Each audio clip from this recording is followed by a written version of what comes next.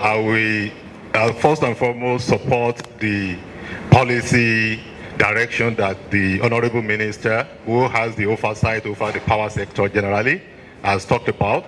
But I would like to just highlight a few things. First, 85% of electricity consumers are not affected by the rate review. That's one. Secondly, the rate review that has taken place is pro-poor rate review.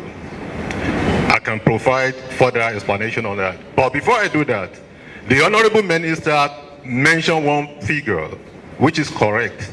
That prior to review, 67% of the cost of generation, transmission, and distribution was being subsidized by the government. And I want you to take the word generation, transmission, and distribution, because I will now provide another perspective. So I quoted the Honorable Minister first so that you don't report any contradiction. I want to provide another perspective to it.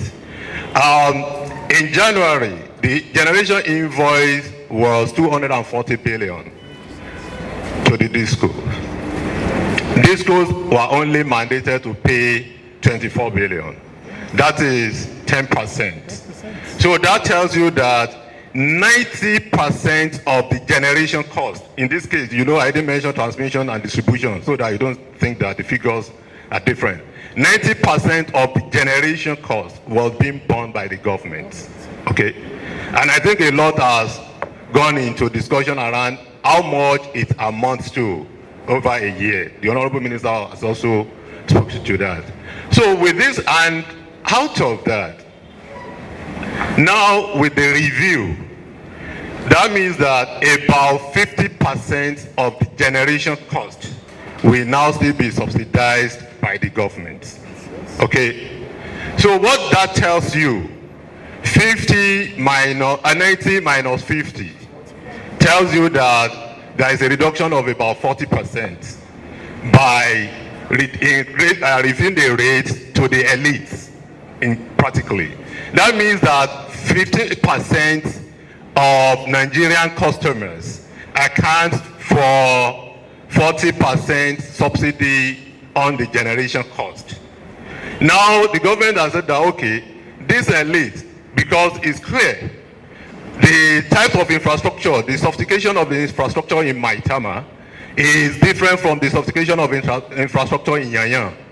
And the people living in areas like Maitama, Azokoro, and so on, Ikoyi of this world, they are richer than other people, and they have heavy energy consuming appliances.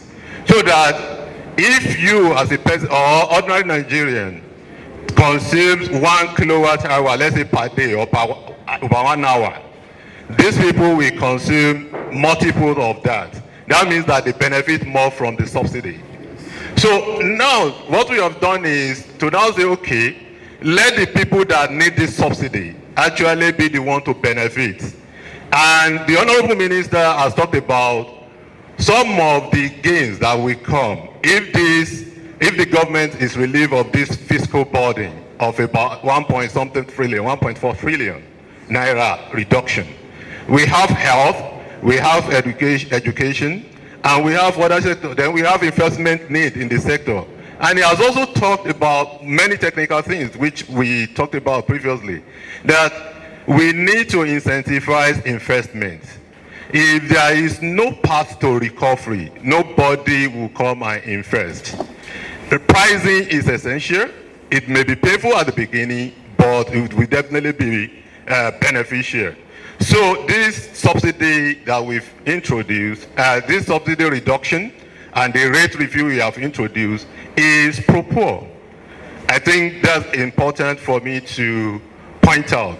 And the Honorable Minister has said something about compliance, because I know that's the question that has come up repeatedly. We are committed. NEC was limited in terms of its ability to enforce compliance in the last Electric Power Sector Reform Act. The previous act was a reform act. It was good to midwife the reform processes. There were two, if you read the act very well, that particular act, there are two places where enforcement by the regulator was mentioned. Enforcement by the regulator was mentioned. One is enforcement related to terms and conditions of license of any licensee. That is, if you violate your terms and conditions of your license, the regulator can only sanction you by the way of 10,000 naira per day. If you violate the order or the regulations of the commission, the regulator can only fine you 10,000 naira. In 28, of course, we did some enforcement. Then 50,000 million naira fine to Ibadan Disco, 14 to I think Benin Discos, and so on and so forth. But in 2018, we suspended the board of Ibadan Disco. Suspended, not sacked. They took us to court, and the court said we didn't have power. But with the new Electricity Act, the power has been greatly improved. In January, we removed the board of Kaduna Disco. They couldn't go to court. Today, because yesterday, and I think most likely is the question that will come at this, because it relates to the issues that has been trending online. We've tried to address that, explainer, and so on and so forth. But let me quickly address it. Today, we issue an order to Abuja Disco to pay 200 million naira fine for violation of the order that we are discussing today. The fine, of course, when it is paid, is going to the Rural Electrification Fund in line with the provision of the Act. It doesn't belong to the Commission, and there is a wisdom in that, so that we don't turn ourselves to revenue generating agents because we don't want to improve our own personal liquidity. And what led to that, I will explain now. You are all aware, I think it's been reported in the media, that some customers have complained that they are not enjoying 20 hours of supply. And they've gone to vent, and they are charged the new rates. There are two scenarios. There is Abuja scenario, and there are other Disco scenarios, because we began in, we follow your feedback. We really appreciate you. We began investigation immediately. Abuja scenario that led to this was an unpardonable excuse or error. What happened was, immediately the order was released. Rationally, they did something they needed to do. But what they now did was, they applied the rate to all the customers, regardless of their bands. So, yeah.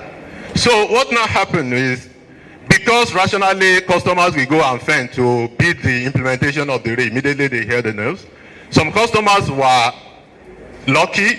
I've heard a news about the customer that was able to buy 7,000 units of energy, 10,000 kilowatt hour at the whole rate, and is enjoying 20 hours of supply. But there are customers that are not supposed to be affected because they've messed up the process. Those customers went and they were getting the new rate. So what the commission has done is, first, they are saying it's error, it's error. The question is, if it was error, if it was an error, why didn't you make an error that we reduce the tariff for all the customers? It's an unpardonable error. So they've been fined 200 million naira first. The second action is that in the same order, we've asked them to refund all the customers that are affected. They will be sending the right tokens to the customer in addition to the token the customer already got. So the differential they will be sending to the customers. They've been given till next week because they are still currently working on cleaning up the mess. So I think I need to point out that. The second scenario, which has happened in some other discos, is this. Rationally, the commission announced the review of tariff for 15% of customers. There are places that customers themselves, if they want to be truthful, they will say that they are enjoying 20 hours. There are places that are not enjoying 20 hours and they are not affected by the rate. So, but customers will definitely rush rationally to go and fend and build the implementation just because before the disco starts. So that happened. Some were lucky, some were not lucky in some other disco. So what happened in some other disco is that because the non-band A customers, they are not affected, not much problem in that case, unlike Abuja. Because what the discos do was immediately the announcement was also made, they have 3 options. And I believe if we are rational, we'll also reason with them. One of the options they have is, oh, the regulator has announced the price review. I'm sure customer will want to rush and build the implementation. Let me protect my revenue, mitigate the revenue loss. 3 options are open. Shut down the platform until you effect the rate change. That will cause a serious chaos. Second option to them is limit the amount of energy a customer can vent so that you mitigate the effect. That also has its own implication. The third one will be that NECA only by A are affected. Only by A customers are affected.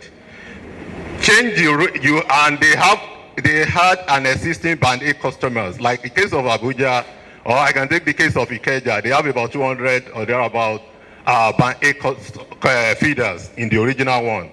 So what they will do is change the tariff for all the band A feeders first and begin to clean up the feeders, reduce the feeders that NECA said, no, I only allow you 45 feeders. Now, take it out, take the other feeders out. So in the process of doing that, any customer that also goes to fend in that disco, and the customers was classified as band A before, will definitely be cut off by the higher rate. So on that note, I think I've tried as much as possible to explain, but we have also issued directives to all the discos, publish the feeders affected, communicate the customers, and any customers that have been cut off by this wrong application of bill, you have to refund them. And now we like to appeal to Nigerians that have been affected. Please keep your facts. Keep your facts. If by chance any disco, your disco does not refund you, please contact NEC. They have up until next week, Thursday, to refund the customers that have been wrongly billed. Thank you so much. The numbers, the contact number. Okay. We will publish the contact number. We have the call center. Then we have complaints@nec.gov.ng. Complaints@nec.gov.ng. Then we have a situation room. Our media people are here. We will definitely publish the contact phone numbers on our website, and we also advertise in the national dailies. Thank you. Thank you very much, Honorable Minister of Power. I want to really appreciate the presentation.